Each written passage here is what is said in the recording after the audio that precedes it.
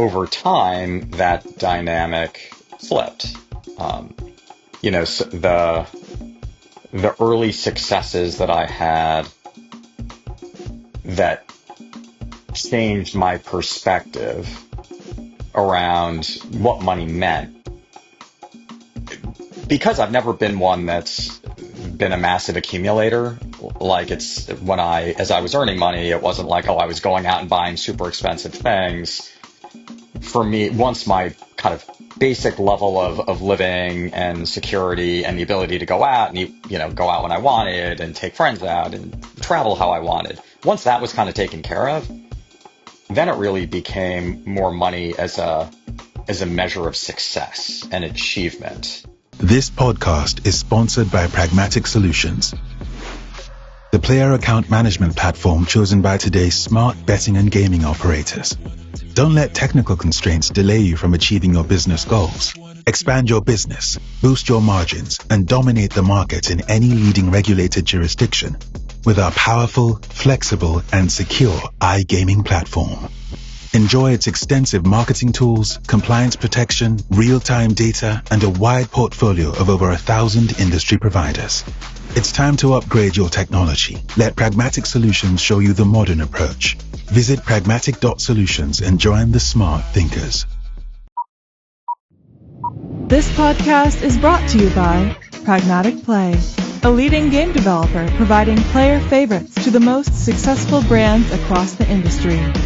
With an award-winning multi-product portfolio of slots, live casino, bingo, virtual sports, and more, Pragmatic Play is powering up new possibilities of play through one single API.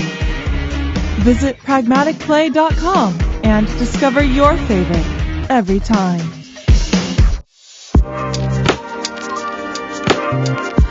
Bingo, bango, bongo. We are here today with good friend Roger Ehrenberg. We had a great little lead up into this call today. How are you doing, Roger? I'm doing great, Pierre. Great to see you today. Thanks for having me. It's an absolute pleasure, my friend. I mentioned to you just recently here that I'm very excited for this podcast today because you obviously come with an incredible backstory and experience in the world of investing today. And so I wanted to particularly talk to the part of the audience today that are the more ambitious, let's say, that are looking to advance their careers and who are looking to excel, let's say, as they're moving through their careers. And just as a little lead up here, Roger, of course, you are an accomplished investor. You came from a long career in Wall Street and eventually started your own venture capitalist firms. And so obviously you're in the business of money. And I want to start. I want to start on that topic. So I want to talk about the importance of money to you, Roger. So you've spoken previously about how you experienced leveling up remuneration-wise in quick succession during your Wall Street career. And for many young professionals, especially, whether they want to admit it or not, the vision is often to chase that bigger paycheck. So what does that monetary success mean to you? What did you learn from that early monetary success? And what other definitions of success do you have since? Essentially, long question short, what does money mean to you? That's a great question, Pierre. And I don't know that anybody's asked me exactly that. So kudos. And by the way, in your lead-in, when you were talking about all the things I've done in my career, basically what I heard you say is, geez, Roger, you're old. Hard to believe we're here. So, look, when I left home, I definitely had a chip on my shoulder around wanting to make my own money, owe nothing to anybody, and really earn my independence. That's what it felt like to me. So money at first was a means to an end. It was extremely concrete. It was being able to live in New York City comfortably, independently, and to feel proud of myself. Over time, that dynamic flipped. So the early successes that I had that changed my perspective around what money meant. because I've never been one that's been a massive accumulator. Like as I was earning money, it wasn't like, oh, I was going out and buying super expensive things. For me, once my kind of basic level of living and security and the ability to go out and, go out when I wanted and take friends out and travel how I wanted. Once that was kind of taken care of, then it really became more money as a measure of success and achievement. Um, and I think honestly, in many ways, that change happened, call it, geez, 25, 25, 30 years, probably 25 years ago, fully. And I think I feel exactly the same way today, that I very much enjoy making money and money is important to me, but more as a measure of impact than it is what I'm actually going to do with it. And in fact, my wife and I are very philanthropic and we have lots of things that we like to give money to. So that's really like where it goes, but definitely my relationship with money has markedly changed over time. Money is a KPI, essentially. That's what we are summarizing here. Exactly. So is there a link between money and happiness, in your opinion? How do you earn money and use it in a way where it fulfills you? So I think money and happiness for many is a backward bending curve, is that you get more happiness as you get more money up to a point, and then actually money beyond a certain point can actually have negative utility because of A, the need to manage it, B, others' expectations of you now that you have a lot of money and how you're going to use that money, whether it's family or friends or dis distant people coming out of the woodwork that somehow think that because you have money, they should have your money. So it can bring up a lot of these very complicated issues that make having money less fun. Um, I think the way that my wife Karen and I have combated that is by firstly being very um, just living the way we do. We're not chasing anything. So at this point, we kind of live the life we want, and that feels great. We're also very aligned on, in particular, younger members of our family that are figuring out their careers, being able to, give them some money and just something to take the edge off as they're making life decisions that impacts the paths that they're going to take. And we feel very proud and happy that we can do that. And then there's the part of beyond us. What kind of impact can we have with our financial success in the world? And so I think by having those pillars, money has been a vehicle for supporting our happiness. I think for me personally, in my early days, pre-marriage, when I was just starting, there was a connection between money and happiness because it really meant freedom. And that freedom was such a powerful motivator for me coming out of my house. And I think over time, the link between money and happiness kind of breaks down beyond a certain point, but that we've kind of gotten to the apex of the utility function, but have, I think, been very intentional in how to prevent the negative side of the utility function. Brilliant. And Roger, of course, you started your Wall Street career with a modest salary, of course, and worked your way to the success that you've enjoyed today. Was that ambition always there since the start? And where does that ambition come from that led to where you are today? So this is getting very personal, but it's true. I always felt like I had something special inside me that I could have a profound impact. I didn't exactly know what that was or how it would manifest itself. But I would say that when I was growing up, my parents were extremely critical and not kind of disbelieving. Like everything to them was prove it. which did not create for a wonderful dynamic during childhood. And I would say that I became very, very close to my parents in later life, which I'm very grateful for. But it was rough. And so growing up in a house where your parents don't really have faith in you in that way, I guess it can either A, break you or B, fuel you. And so I naturally became powered by this desire to prove that I was really good to them and to myself. And so, when I talk about a chip on my shoulder, and I think a lot of the best founders that I've ever backed have had a chip on their shoulder for different reasons, is I was just white hot to prove myself. And, once I got into the workplace, I just wanted to be awesome. And, I'm fortunate that, smart, good degree, but, went to Wall Street at a time when Wall Street wasn't hiring a ton of people from a Midwestern school in the late 80s, right? Would historically hire from like the Ivies and stuff like that, but broke in.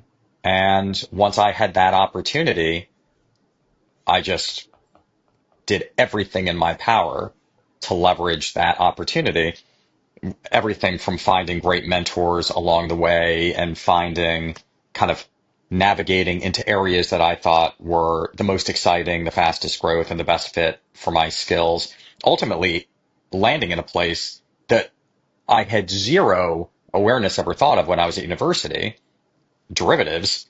And then when I came out of graduate school and went into derivatives, again, which was not what I was looking to do, but one of my mentors insisted I meet the global head of derivatives at Citi before making a final job choice. And I ended up taking a flyer and deciding to do it. And that ended up being the best decision I could have possibly made. The only reason I had that opportunity was the combination of being super, super aggressive, super good, and also effective at managing these mentor relationships, because I never would have seen that opportunity had my mentor not introduced me to the global head of derivatives. So, and that's something I actually, when I'm mentoring young people, one of the things I encourage them to do from the get-go is like invest in building relationships, invest in finding those mentors and people who are more experienced than you, with bigger networks than you, but who ultimately respect you and want to help you. And I was very fortunate that I found those people, invested in those relationships, and that changed everything for me. Yeah, it's really interesting what you mentioned, Roger, on kind of coming in with a chip on your shoulder. And it seems to me that there's a high correlation between successful entrepreneurs and professionals in general and having that type of trait, right? Where it comes from some part of your past. Like I think it was someone prolific who said that, show me a successful person and he will show you a screwed up past kind of thing. When you talk to founders, I mean, you consider to invest in a company, are those type of attributes, is that something that you look for as well in founders? Kind of like what are their motivation, let's say? Absolutely. And actually, I would say that something, and this is something that dates back to when I worked with Brad and Jesse at IA, we always looked for what a founder has done in their life that's exceptional. And it may have nothing to do with the idea that they are pitching to us, but that they have the capacity for that degree of excellence, motivation, drive, persistence, and grit. And so, yes, if you look at the most successful IA founders, they all had done something that would make you turn your head and be like, wow, like that's crazy. Like that's unbelievable, even though it had nothing to do with the software they're building or the product they're selling. And so some of that relates to a chip, and some of it isn't necessarily a chip per se, but it is this pursuit of excellence to the degree that's, top 0.1%. It's just that those people that perform and are driven. So it's almost like it doesn't matter where it comes from. Like in my case, it was because I was treated badly as a child and it made me angry. And so I, I wanted control and proof that what I thought inside was true. But I think there are others that may have been raised in functional families, but they are just unbelievably motivated by doing great things, and then they do them. So I don't think you necessarily need to be pissed off to be successful, but it certainly is one of the modes of finding you know, the motivation to excel. Yeah, absolutely. And I want to stay on the fundraising process specifically here. So one of the biggest surprises to me when I raised capital to my company for the first time was that it wasn't actually that much about the pitch deck and the idea. I learned during that process that it was a lot about the potential investors figuring out who I am, for example. And that was a great surprise to me because I thought that investors were agnostic to the founder. They just want to see that the idea and the opportunity is there. But I want to ask you this question as well, Roger. When you consider again an investment, what are the things that you look for overall? Let's say, like, how important is the pitch deck? How important is the person? And the fact that, of course, the investment fits into your general portfolio. So I'll just start and then I'll get into more nuance. Please. Certainly the person is number one. So let's just leave that aside, but that's too much of a throwaway line. I need to dig deeper into that.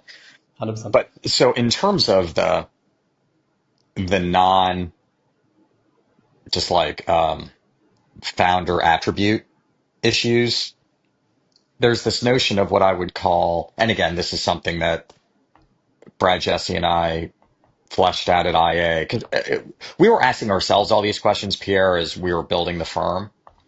And, what makes great founders great? And, one of the things is we came up with this notion of the non-negotiable vision and the highly negotiable missions, meaning they had a view of what the future was going to look like. And that just was what they deeply believed. And you either believed that or you didn't. When the actual building happens and you start colliding with customers and you start getting market feedback, it might be that the hypotheses you had for how you are going to get to that ultimate vision were wrong. So how do founders rapidly adjust in the face of market feedback to say, maybe I need a different approach? Now, maybe I don't. Maybe I'm just too early and the product doesn't have the necessary elements to even be asking that question yet. Or maybe, that hypothesis as to what the correct initial use case is incorrect. So I need to adjust. I need to come up with a new mission in order to create a new vector to ultimately get towards realization of the big vision. That's a very particular mindset. It's one that's very experimental, data-driven, not afraid to put product in nature, not engineering in a vacuum, very communicative, a product-oriented founder that really enjoys customers. So even though they could be super technical, they love solving problems for customers. And they have that empathy that drives them. So that's a persona. And I think that persona is a winning persona, maybe the winning persona, in most cases. So what does that say about the pitch deck? I think, again, it's much more, is their vision of the future something that I buy into? Do I think they're right? Then it's kind of like, okay, forget about the pitch deck.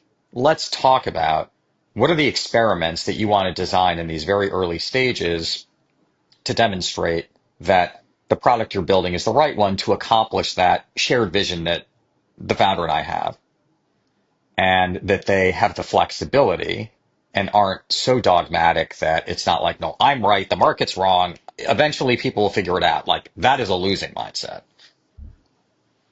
So that it requires a very particular person who is so deeply principled in a vision while also being humble enough and flexible enough and adaptive enough and fast enough to adjust the missions based on market feedback.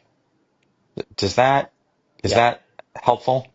I like it for sure. And if we would turn the question on its head instead and say, what are the attributes that you are looking for that you don't want to see in a founder, let's say, on the opposite side? So I don't know if you're the same like me. I can be a bit pessimistic. If I go into these type of conversations, I want to see, okay, this idea sounds exceptional, but there has to be something that makes it not perfect. Let's say that makes it imperfect. When you go into these conversations, are you also looking for clues what can thwart a potential deal, or the attributes that you definitely shouldn't have as a founder, let's say?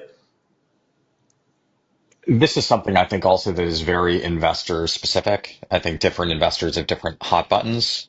Um, so like let me just start with this framework. In a perfect world, you could argue the best kind of founder is one where you give them money, they go away for 7 years, and then they deliver you an IPO prospectus. Like that's the best, right? It's like you give them money, they make you a shit ton of money. You have nothing to do in the meantime. They're so independent and so great. They don't need your help, and they just deliver money. And then there's the opposite end of the continuum, which is the founder that where your words mean too much. They don't have the courage of their convictions. They're a very, what I call a needy founder, that they are unlikely to be successful. They take a ton of your time. They don't have confidence, and they're a burden. So that's like the opposite of the continuum. The reality is, again, in my experience, is that the best founders have this clarity of vision, but they also know how to listen, which doesn't necessarily mean that they will incorporate your input into an actual decision that gets made, but they listen and it becomes a data point in their rubric. What I dislike is a founder who thinks they know everything, which is very different than having the courage of their convictions. But in general, humans that are closed off to input from others is very dangerous, because you're basically engineering in your own head, and you're not being reactive to the market. You're not being reactive to customer feedback. You're not incorporating input from those whom have aligned interests with you, namely your investors. I'm also super sensitive to the fact that there are a lot of crappy investors and a lot of shitty advisors that are soaking up the time of founders. And it's the founder's responsibility to develop their kitchen cabinet, that small group of trusted people who are really good that augment their thinking. But at the end of the day, they're the last word. So either, and so what am I, with your critical frame, what do I not want to see? I don't want to see somebody that's so rigid that it's kind of like, they're like, here it is for you, and see you later, because very, very, very, very, very few founders are like that. In fact, I would say none. Even in the handful of deca-billion-dollar companies that I've been associated with, not one founder's like that. They're also not the other, which is a founder that sits there and constantly is looking at you and saying, wow, that's a great idea. Like, I don't want a founder telling me that's a great idea. They should have thought of that idea. So anytime I'm teaching a founder, like, about their business, that's a terrible sign. So if I'm sitting in meetings and either of those things is happening, we will not be investing and we will not be having another meeting. To your earlier point here about not being too sure of yourself, I think it was Charlie Munger who said that he would rather prefer a founder with 120 IQ who is not sure about things than a person with 150 IQ who thinks he knows everything. So just to hammer down that point a little bit for you. Absolutely. So let's say then, Roger, you are the right founder with the right attitudes. You have the right idea. And now you want to pitch that idea to Roger.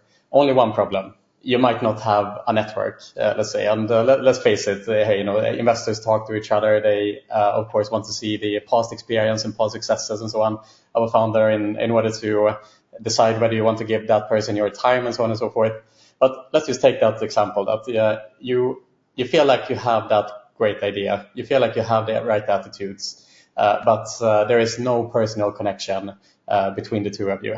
How does a potential entrepreneur go from that spot to actually securing an investment with Roger? How do you stand out in that difficult, challenging market?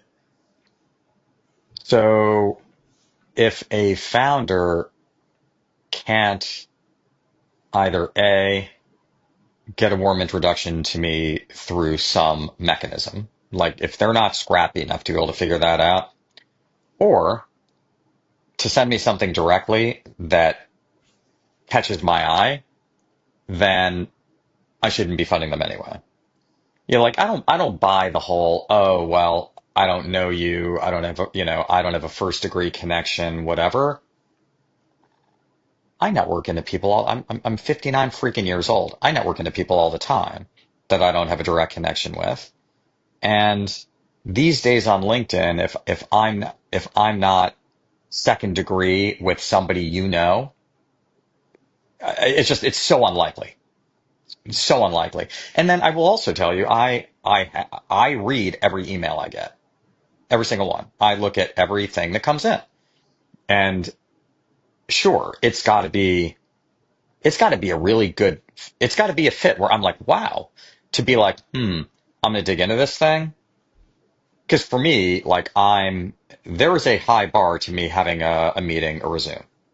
So somebody sends a note, it better have a pitch deck attached to it, because I'm not going to talk to anybody unless I've seen their deck. And then if I'm interested, I may respond with some questions, and then I get answers back, and then be like, okay, let's set up a call or meeting. So for me, because again, the most valuable thing in my life is my time. And while I love to talk to people, I'm running 3 businesses. Like I can't talk to everybody. So I need to be there's a lot of curation in if I'm actually connecting with somebody. So again, network into me somehow, be creative. You can try to send something to me direct, but it better hit on the high points because I put so much content out there, Pierre, whether it's podcasts, my own writings, my track record. It is so easy to figure out, like, what are things that matter to me? And if somebody hasn't done the work, then why should I spend the time with them? It's the other thing, like young people that want to talk to me, even friends, children of kids with whom I'm close. I am not willing to have a conversation with somebody's kid just because they're like, oh, would you talk to so-and-so about venture capital? Answer, no. The answer is no. I said, put them in direct touch with me. You tell them they have one shot. Go research me. Come up with very concrete questions. I am not going to engage in a 30-minute ramble. I'm not going to do it. Firstly, it's not helpful to them. It's annoying as shit to me. And it's just not productive. And nothing hurts my head more than wasting time.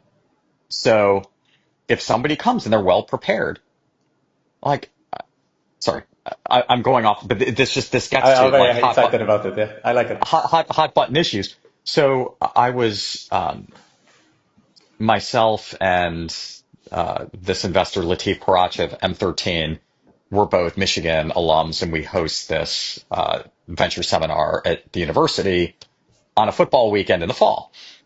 And last year we had Bill Gurley. But before that, I was interviewed by one of his partners, Christine Choi of M13. It was the single best interview that I've ever been part of. Christine read incredible amounts of the things that I've written, listened to podcasts. She knew so much about me, and not at a 30,000 foot level, like at a 50-foot level. And it just made for such a rich conversation. Now, if somebody who's a partner at $1 billion venture firm can do that, shouldn't some kid that wants to talk to me do that? You know what I'm Yeah. saying? It's Yeah. like, put in And the work. and on that note, Roger, I think still it's the Dunner-Kruger effect is real in that regard, right? Where we kind of overestimate sometimes how intelligent other people are and so on. So on that note, Roger, like when people contact you, how prepared do they come in general? Are people prepared when they come to pitch the products to you in general? It widely varies. I mean, there is a massive skew, and I will tell you, the ones that stand out the most are those that have done the work and are able to bring context to the pitch. So it's not just, oh, I'm pitching Roger Ehrenberg, successful investor. It's, I'm pitching Roger Ehrenberg that had this 13-year history of tech investing that he's written a lot about and a 17-year Wall Street career that he's done reflections on. Here are the areas that I know he's interested in. Here's how he thinks companies are best built. Maybe I should come with that contextual knowledge and shape my pitch so he can hear it better. We all have Yeah. access to the internet, man. Yeah. It's like, it's all And I out think there. and I think that's such an important point because again, to the previous question, if you don't have that network and if you haven't proven yourself, perhaps the path to get your attention is to spend those couple of hours to dig into your history and background and what you're interested in, so on and so forth. Because I would imagine that most of the pitches that you do get from very experienced founders do not have that level of niche information around Roger. So I think the point is like, it is in your hands as an inexperienced founder to just invest the time that is needed in order to stand out. And I think anyone would have that opportunity. It just takes the investment in time. Like, are you willing to put that time rather than to have like a shotgun approach and invest in contacting 100 investors at the same time with some, standard template email and hope that like one of them will reply or whatever? Isn't it much better to just invest the time into contacting those that resonate with your particular project and really invest the time into making that homework to stand out of a sea of mediocrity? I could not have said it better myself, Pierre. You nailed There we go. English, my second language, my friend. it. So so let's move ahead a little bit. I want to ask another question. So we often hear success stories of founders who go through difficult times in a gritty way. They have to work hard against all odds. Everyone is telling them that this cannot be done. Why are you investing time in this project? You might as well do something else. And we hear the sunshine stories of eventually when things turn around and they do become successful. And the point is often, you need to persevere in these difficult times. And we all heard those kind of self-help gurus and the successful founders talking about those stories. But what we don't hear is the other side of the coin, right? With the unsuccessful founders who perhaps stick out too long without realizing that it's time to hang up the gloves. So rather than asking you what type of strength does it take to become successful as a founder, I want to ask you the opposite question. From your experience, when is it time to hang up the gloves? And how do you know whether to hang up the gloves or to continue fighting? That's a fabulous question. And you're right. It's one that's often not talked about. Because it's not sexy and it doesn't directly relate to making money. So why do people want to hear about it? But it's certainly valid. So I wish I could tell you, Pierre, that there was a rubric or a formula or data that would indicate when you should flick the switch. But I think what it does highlight is the importance of founders having somebody around the table that truly cares about them and can give them straight talk that can be very hard to hear, but because it's not coming from self-interest of the person giving the input, it's that much more valuable. A huge part of my job as a venture investor has been also being a psychologist and being a trusted counselor to founders. And the thing about being a pre-seed and seed stage entry point investor, that writes significant checks and has significant ownership, but then over time, there are investors above them that have invested 10, 20, 50 times more capital than, let's say, I have in a business, but I'm still the single most important person around the table because of that deep trust that's been built with the founder from earliest days. And the fact is, the point when some founders should stop sometimes happens. It could be after a Series A or even a Series B. Not all companies that get to those phases ultimately are successful, which I think is an important thing to note as well. This isn't just, the plight of the pre-seed and seed stage founder. Companies can raise tens or even hundreds of millions of dollars and fail. So then the question is, well, if you, the investor that's been there from earliest days, who's seen the path, that has observed that some combination of the product not being right, it not growing fast enough to be able to demonstrate the ability to raise additional funds to go longer, and or the team loses faith. So it often is a combination of these things that happen together that indicate it's probably best to either work on an acqui-hire to have, if there is valuable intellectual property, to have IP plus core team that can be sold to repay some of the cap stack. But obviously people take tremendous losses, but at least the team is in a healthy place. Like, there's such a huge ego issue on the part of the founders. It could be ego feeling like, I want to keep going for the team. I want to keep going because I don't want to admit failure, the ego blow. There's all kinds of reasons why people resist ultimately making that decision. My job, that becomes kind of post-economic, where there's nothing in it for me other than helping this person I've grown to care about end with dignity and end in a way that's also most humane to remaining team members. Like, that's where I focus my efforts.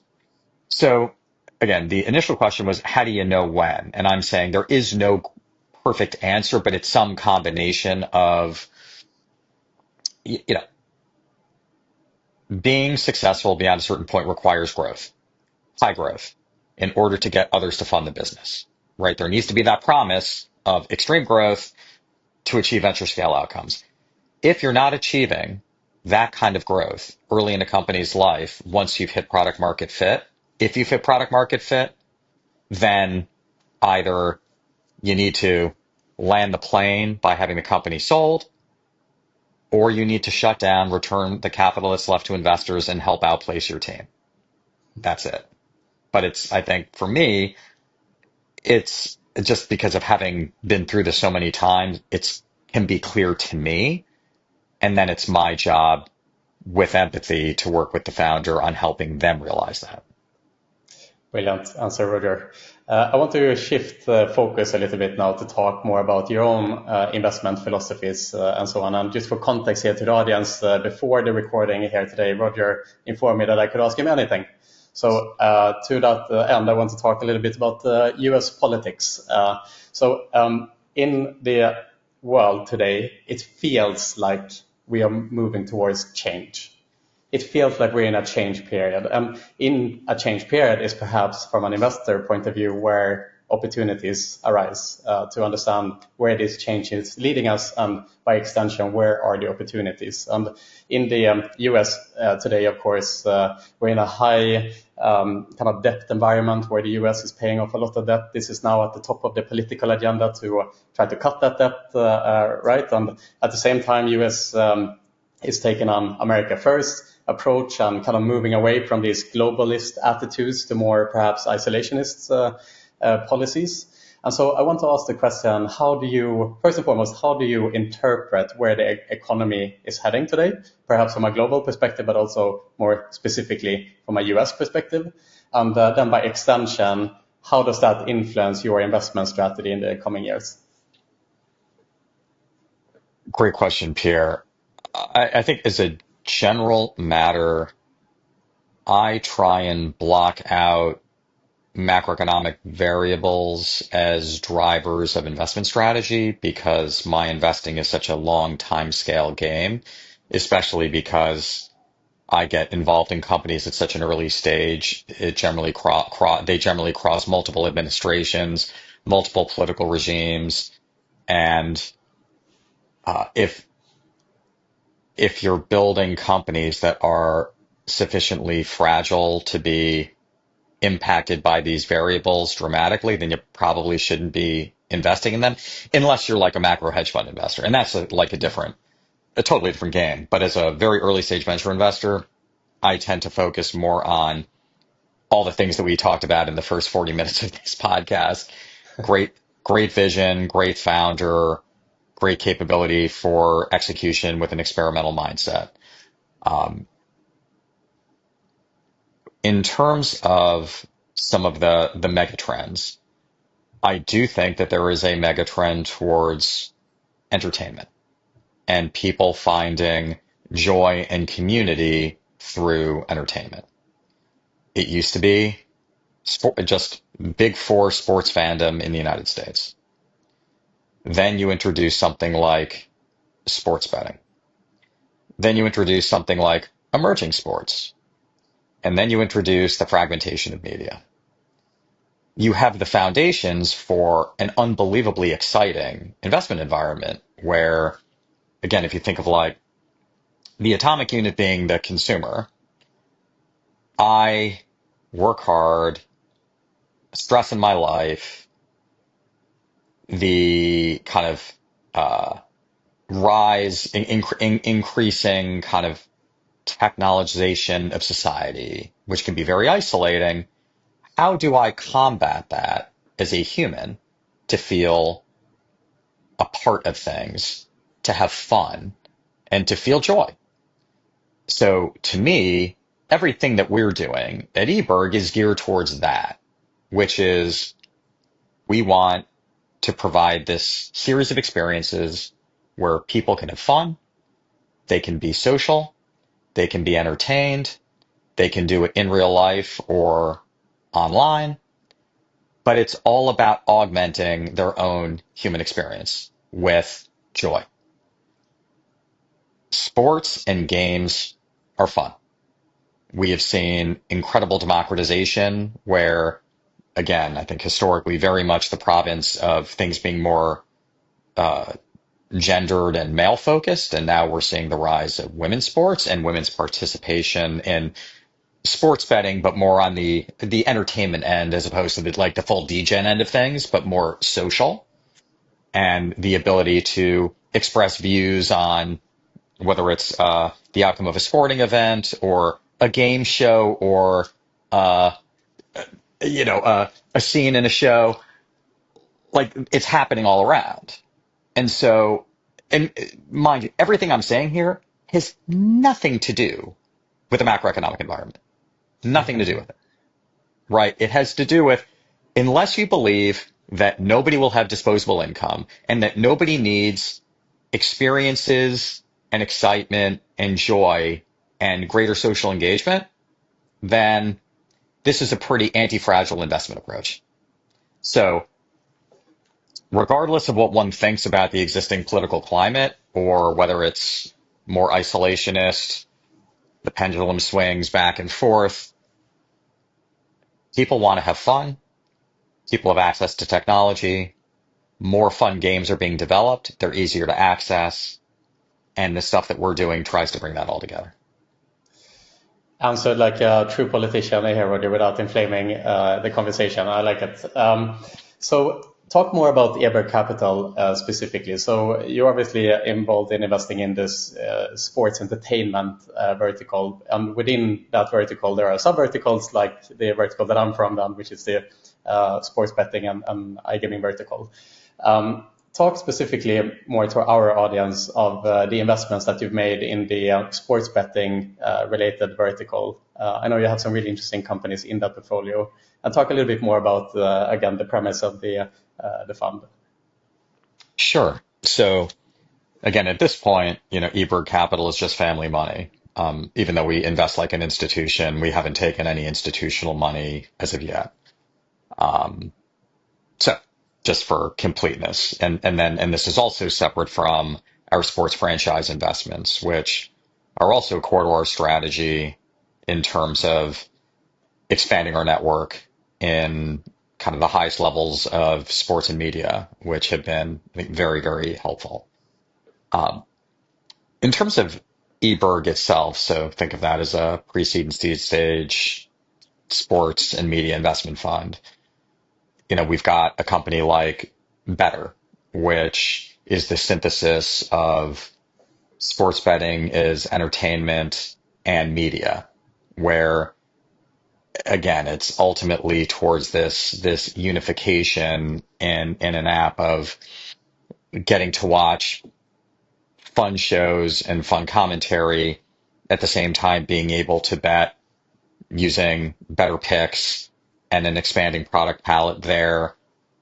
Also having the OSB capability, which again has been very, very constrained at this point. It's been much more of an emphasis on the DFS and the picks business.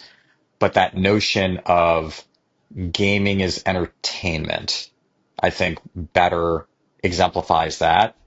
And the last thing on Better, another thing that I really like about them is because they are such a new company that's been designed in this tech forward way, they own their whole tech stack, is they can move very, very fast and innovate very quickly. So to me, it is very reminiscent of the technology companies that I used to back at IA, which is something that I think is an enormous competitive advantage in what is currently a very concentrated market. Then we've got this kind of deep expression of our enthusiasm about emerging sports with like Alt Sports Data and Pro League Network, where with Alt Sports Data, they are helping emerging leagues become bettable by collecting data, computing odds, and then distributing them through OSBs. And as a result, that gives rise to an affiliate opportunity as well. But also, because of their agreements, they have the ability to leverage media rights and even content rights around those properties that they have relationships with. So to me, I look at them and I think of them really as an emerging media company, which has this sports betting and this content distribution capability as well. And you think of like a Genius or a Radar focused on the largest leagues. This is a company that is really focused on everything else, that because of that laser focus, it enables them to deliver an amazing experience to their customers. And they just put out today that they become the official sports betting partner of Formula One, which is super exciting. Wow, that's a big announcement. Oh, it's big. And then you've got a company like Pro League Network, which is somebody that is developing their own intellectual property and their own sports that are themselves bettable. So they sit, right, so they do Kujitsu and slap fight. And so they have a growing portfolio of owned and operated assets that, again, that are bettable, that they're also distributing on streaming platforms. So you can start to see a theme here. And then one other company I'll mention that isn't directly in the sports betting realm, but is also part of this theme of the fragmentation of media and expanding access to fun and engaging sports across platforms is C15, which is this super interesting fast channel business that has these incredible sports properties. They also have a relationship with Formula One, DP World Tour, One Fighting. And again, in the same way that we invested in Baller League, Felix Stark,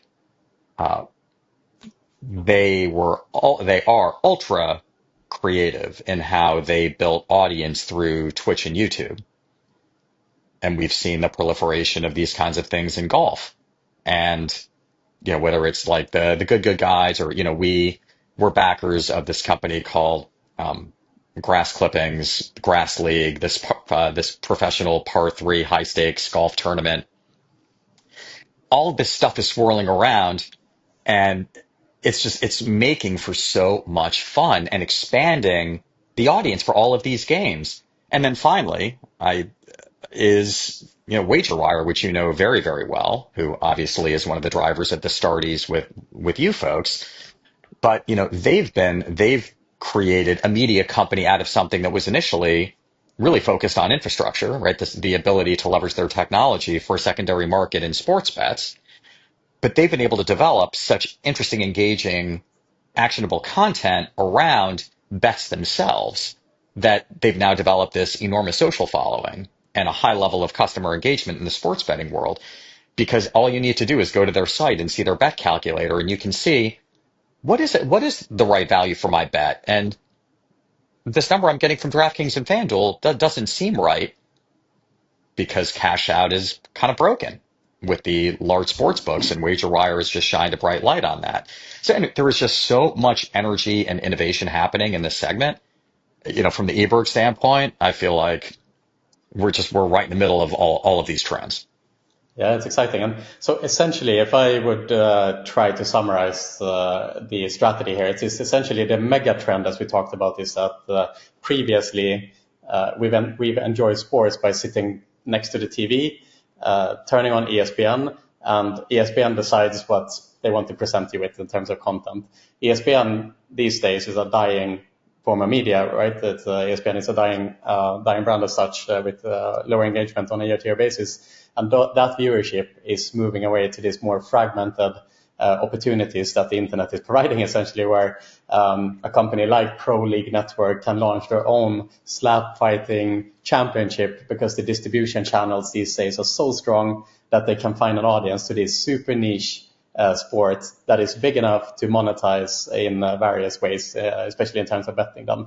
And you would imagine then that there are unlimited opportunities in how you can then find the opportunities in this fragmented media world. Another point to this, of course, is that we're moving away from watching the news on the TV to consuming news via podcasts, which was driving the election era with Joe Rogan and other popular podcasts and so on. And that's where you find your space, essentially, in this fragmentation that is taking place currently in the media landscape. I think that's a good synopsis, Pierre. Yeah, brilliant.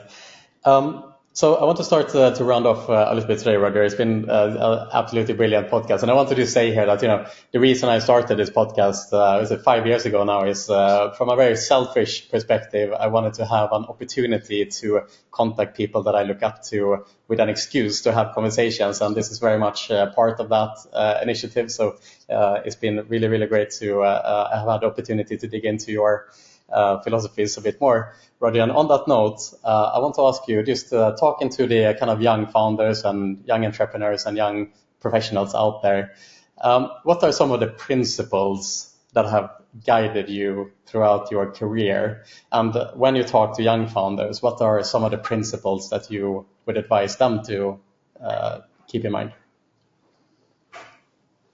So I think this notion of, well, firstly, not being afraid or timid to aim high, and whether that's people that you want to meet, ideas you want to pitch, just setting the bar a little bit above what you think you can do, and then just doing it. I can't tell you how often super smart, super capable people are held back by either their fear or their lack of esteem or confidence to go and reach and put themselves out there. The worst thing that can happen is somebody says no. It's not fatal. Take the risk, take the chance, be bold, take a risk. So that's kind of one piece of it. Another is kind of under-promising and over-delivering. And I'm not saying sandbag, but it is amazing how there will be people to say, I will do this, and then they don't do it. Well, if you're not going to do it, don't say you're going to do it. And again, this seems pretty basic. I cannot tell you. It doesn't matter. You could have gone to Harvard, Stanford, Columbia, or whatever. It is nothing. It's completely uncorrelated. In fact, it might be inversely correlated with level of purported education. Just do it. If you're not 150% sure that you're not going to do it, don't say you're going to do it. So just delivering, following through is unbelievably sexy. Doing what you say you're going to do, amazing. And then there's another thing which is related but different, which is say thank you. If you go and you ask for assistance and somebody makes a contact, provides input, whatever it is, the amount of times that happens where there's no follow through. Let me tell you how it went with this person, or I really appreciate your connecting us. We spoke last Thursday. That was super valuable. Or wow, that I really appreciate that piece of input. Just basic stuff. This is not, again, I think people over rotate on the super hard, crazy stuff. Just there is so much blocking and tackling you can do as a founder, as a young person entering the workforce, that makes you so appealing that people don't do. Does that make sense? Yeah, 100%. I mean, you don't want to overcomplicate things. And for example, people talk a lot about how to be a good public speaker and all the 100 tips and tricks on how to use your body language and tone of voice and all of that. But I think the basic thing about public speaking is to feel confident and comfortable.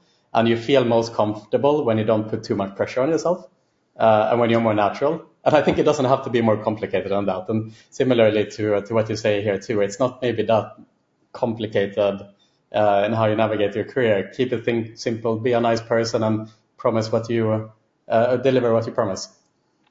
Yeah, that's 100% right. I think the public speaking one, Pierre, is actually super interesting. The way you become a better public speaker is by speaking in public. It's by doing it. It's by being uncomfortable. Everybody's uncomfortable at the beginning. And guess what? Even today, I mean, speaking in public is something I do all the time. And I enjoy it very much. It's not that I don't get nervous if I'm going to go and speak in front of 1,000 people. Of course I get nervous, but then that gets converted into excitement and enthusiasm once the first words come out. So there really is such power in just not talking and doing. Just have a bias towards action. If you can do that in your life, whether you're a young person, an old person, or in between, you will have a way happier life and have way more success. Yeah. It's like Barack Obama, not to quote too many people here today, but Barack Obama said that when he entered every level of government, he took notice that a lot of people are really good at explaining problems really well, but very few people are good at actually solving them. And so, yeah, what you're pointing out here is just to do it. Yeah. Absolutely. I like your quotes. You've got quite a little database of tidbits in your brain, Pierre. That's good stuff. I'm just summarizing your great points here today, Roger. Final question for you today is, I noticed that you have a very interesting bookshelf behind you. So I want to ask you, what are some books that have influenced you along the way?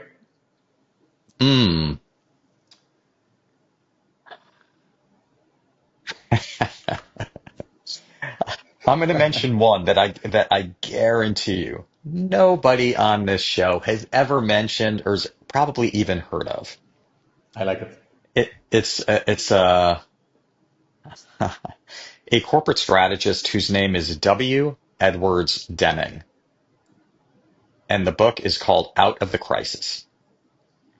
And he is one of the fathers of total quality management.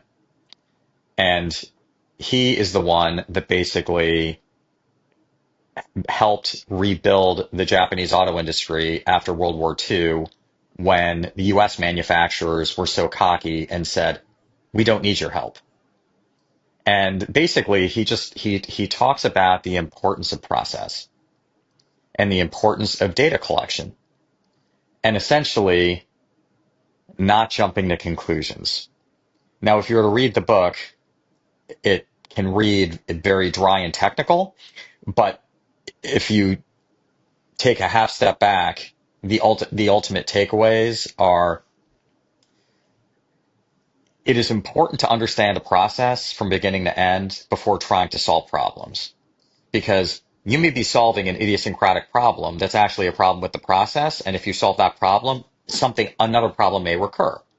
So it's like, it's such a great metaphor for life that you really need to understand yourself. And if you're a founder, you really need to understand your business end to end, because if something comes up and you're thinking, what is the best way to solve that problem? The initial instinct might be, I'm going to solve that point with a point solution, as opposed to seeing, is there a broader context within which it should be viewed? And in fact, it's indicative of something else. So I think that, to me, that was so impactful. I read that book in graduate school, and I took a whole class on